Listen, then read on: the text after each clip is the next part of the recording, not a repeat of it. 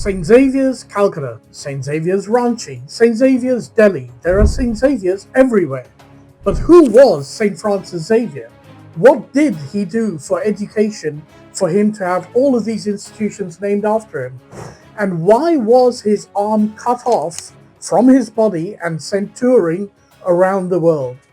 And why did St. Francis Xavier say about Hindus, I order all the temples of their false gods to be destroyed and all their idols to be broken in pieces? I can give you no idea of the joy I feel in seeing this done. His words, not mine. These are not social media clickbaits. These are historical facts. The year is 1543. Walking along the Goan coast is Francis Xavier, a young Society of Jesus monk who's writing to his bosses at the Vatican. In those letters, he is quite derogatory about Hindus to begin with.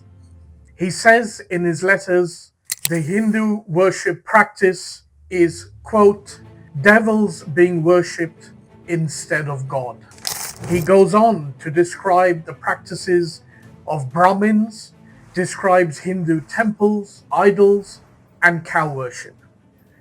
This is India in 1543. These are the writings of Saint Francis Xavier. 2 years later, Francis Xavier is now in Malacca in present-day Malaysia. He's now writing to King John III of Portugal, and he's no longer writing observations, he's writing to complain. He's writing with a request. He says that Christian converts, those who have converted from Hinduism and Muslim to being Christians, Roman Catholics, they are now going back to being Hindus and Muslims. And Francis Xavier is not happy about this. Francis Xavier writes on 16th May 1546 from Amboina in the Malacca Islands of present-day Indonesia, and he's writing to King John III. And he says, his words, not mine, the second need of India is that the king should send the Holy Inquisition. He is asking for the Goan Inquisition, and the king grants it, not immediately, but within a few years. In those letters, he says why the Goan Inquisition needs to take place. He says, many people are living according to the law of Moses and the Moorish sect. What he's referring to is that many people who have converted to Christianity are now going back to either being Jews or to being Muslims. Francis Xavier dies in 1552. 8 years later, in 1560, King John III of Portugal institutes the Goan Inquisition in India. Now, Francis had laid out the groups he believed should be targeted, the Jews, the Hindus, and the Muslims. And he said quite clearly that they need coercive control. Now, Francis Xavier belonged to the Society of Jesus, which is commonly referred to as the Jesuits. Now, don't think that the Jesuits are some old, ancient Christian order that may not be around anymore.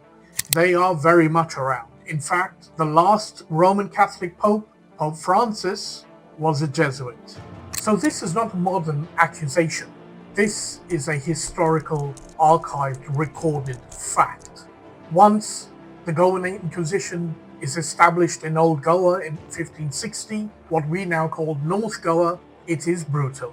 It has the powers of a full judicial tribunal. It's not a religious inquiry. People who are brought in front of the panel do not have the right to a lawyer. The prosecution has lawyers, the accused do not. Trials were held in secret. Anonymous accusations were perfectly valid. The accused often had no knowledge of who it is that had accused them, nor did the accused have the evidence that was going to be used against them. These procedures were not inferred. They are described directly in the Portuguese and the Jesuits' own archival records.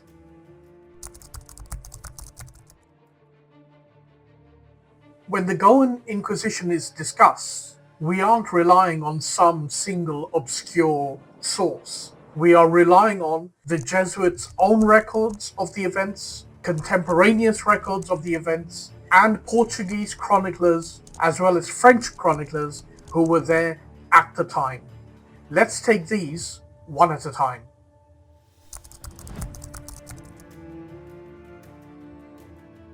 Now, one of the clearest first-hand primary source accounts we have of the Goan Inquisition is actually a Frenchman, Dr. Charles Dellon. Now, he's arrested in 1670, and he writes a book much later on about his experiences at the Goan Inquisition. Specifically, he details prolonged imprisonment, psychological torture and pressure, ritualized public penance imposed by the tribunal. Now, in 1687, he goes back home and he publishes his book. And his book is a huge success across Europe.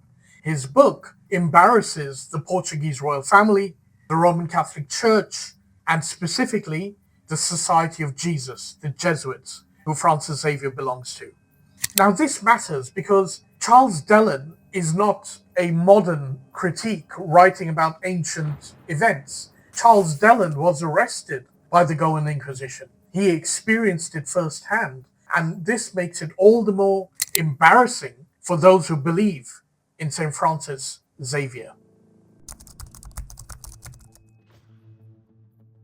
Now, Dellon is not alone. There are Portuguese citizens caught up in the mess of this Goan Inquisition that's rolling on throughout Old Goa.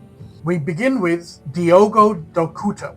Now, he is an official royal family chronicler, and he is writing in the Estado da India in the late 16th century. He is working for the Portuguese crown. He is an insider. Now, he's not anti-Portuguese. He's not anti-Catholic. He's just objectively writing about what he's seeing, what he's experiencing firsthand on the ground in North Goa. And his writings, his descriptions, talk about an inquisitorial climate in Goa marked by excess and severity. His criticism carries weight because it comes from inside the system, not from outside it. Going back a little further, we have Gaspar Correa, author of the book Lendas da India, and he provides near contemporary descriptions of religious enforcement in Goa. Correa specifically describes, quote, coercive conversions, end quote, what we today call forced conversions.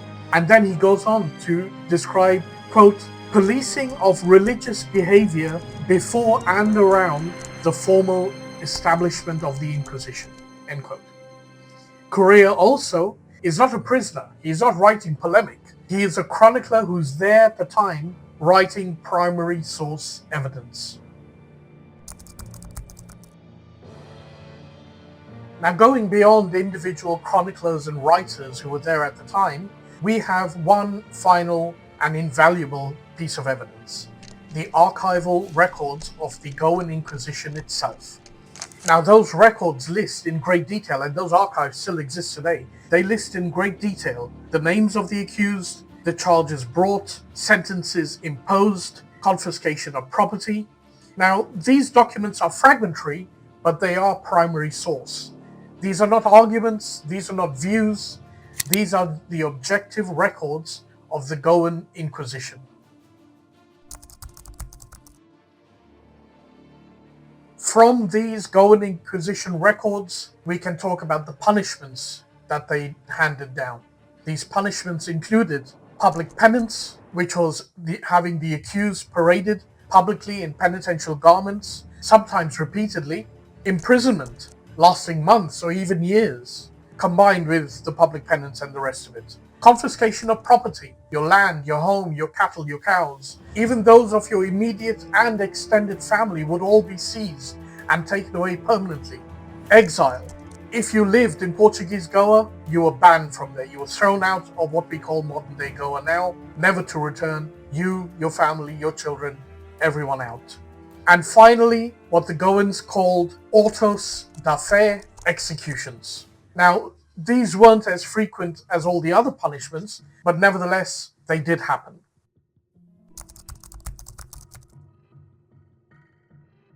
Based on surviving tribunal records ranging from 1560 to the early 19th century, we have some numbers, indisputable numbers, to digest.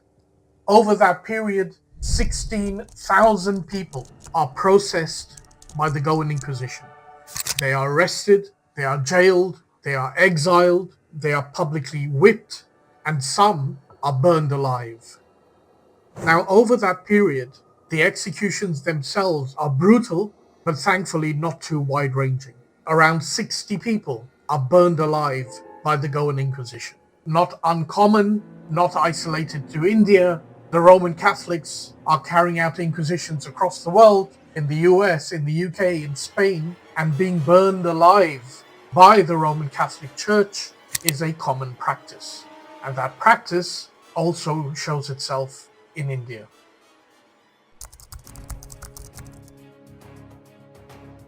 Those who were targeted were those who Francis Xavier had specifically listed. New Christians accused of secretly following the law of Moses. What does that mean? Basically, Jews who had converted to Roman Catholicism publicly, but privately they were still practicing Jews. Muslims practicing Islam under Portuguese rule. That too wasn't allowed. That too had been listed by Francis Xavier.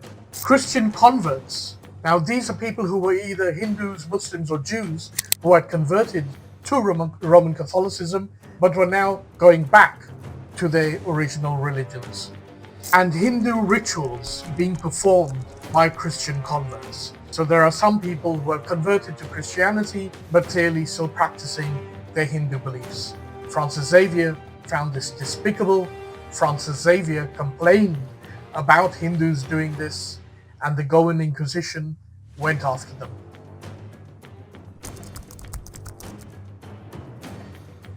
By the late 18th century, the Goan Inquisition had become so controversial that everyone began to get cold feet.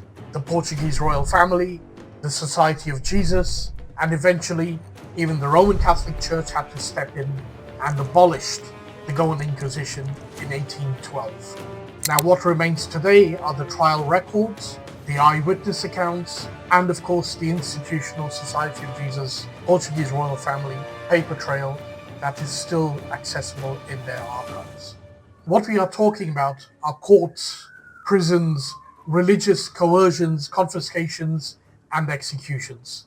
This is not an exaggeration.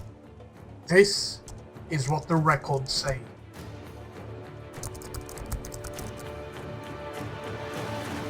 Francis Xavier died on the 3rd of December 1552 off the coast of Guangdong in China. He was 46 years old. He died of fever and exhaustion whilst waiting permission to enter Ming Dynasty China, permission that never came.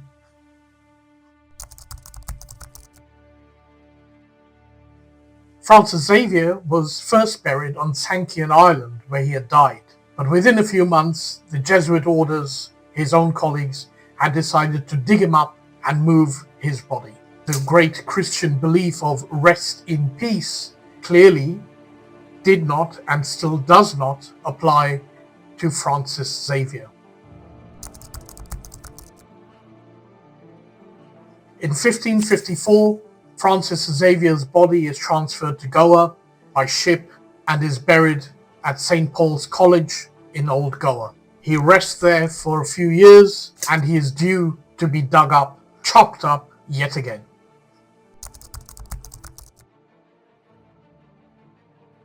In 1622, following his canonization, the now Saint Francis Xavier has his body placed in the Basilica of Bom Jesus in North Goa. His body remains there today in a glass coffin sealed by a silver reliquary.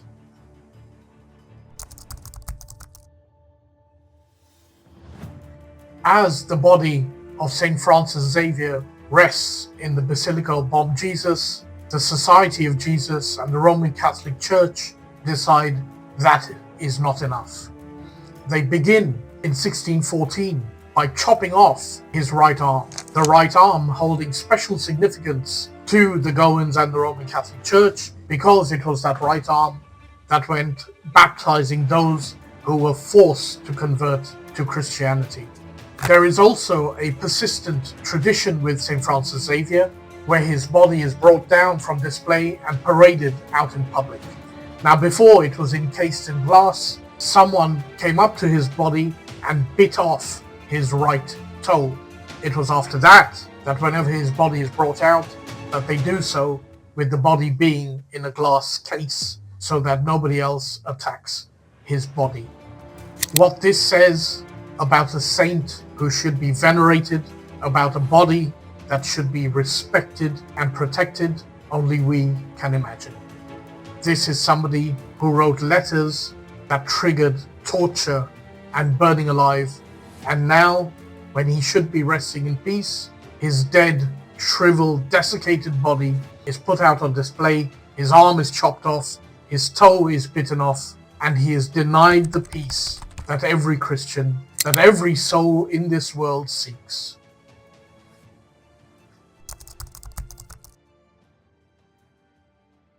Francis Xavier did not fade from the annals of Indian history. His name multiplied, and it did so through schools, colleges, universities, and institutions. It did so by educating India's elite till today.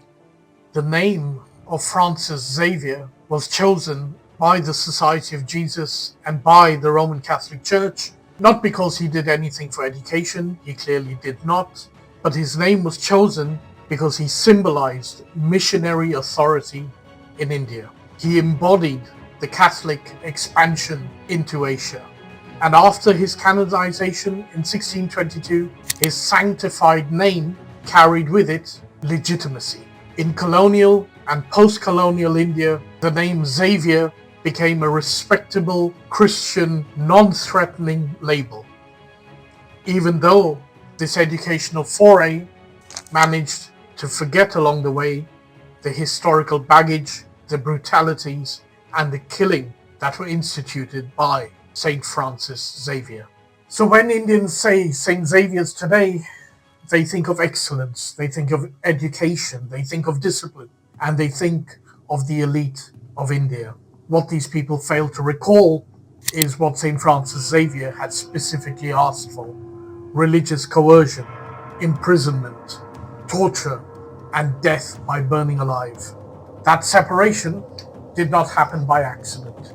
It happened institution by institution, college by college, classroom by classroom.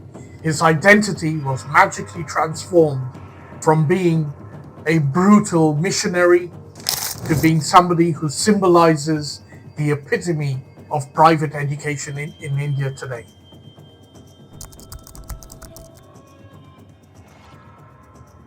Today, Francis Xavier is remembered as not only an educational icon, but as a much revered and venerated holy man, mainly amongst the Roman Catholics, but specifically amongst the Goans, wherever they are around the world. All of them cannot speak highly enough about St. Francis Xavier. But the historical evidence points to something much darker. His own letters asked for forced religious conversion. His own words described other religions as demons. His own letters described him laughing and making fun of Hindu temples and how Christian children are running around and spitting on them and kicking them. These are not the actions of a man of faith. These are not the actions that a Christian man is supposed to follow. And this is where contrast matters the most. St. Francis Xavier and his teachings took his inspiration from Jesus Christ himself. Now, Jesus, in his own words, said, "Love your enemies and pray for those who persecute you."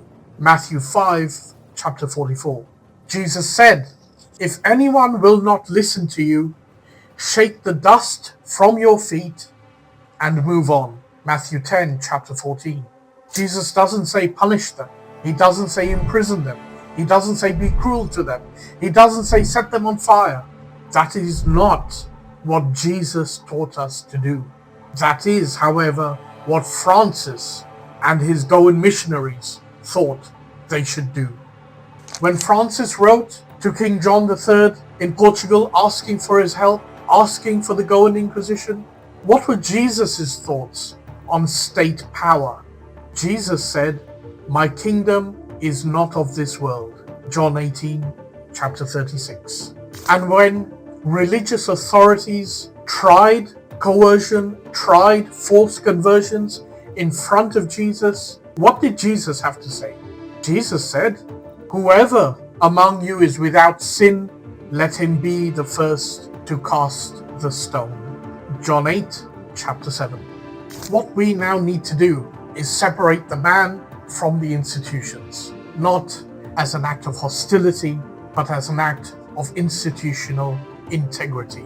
Francis Xavier should be remembered not the way the Society of Jesus, not the way the Roman Catholics, and certainly not the way his fanatical followers want us to remember him.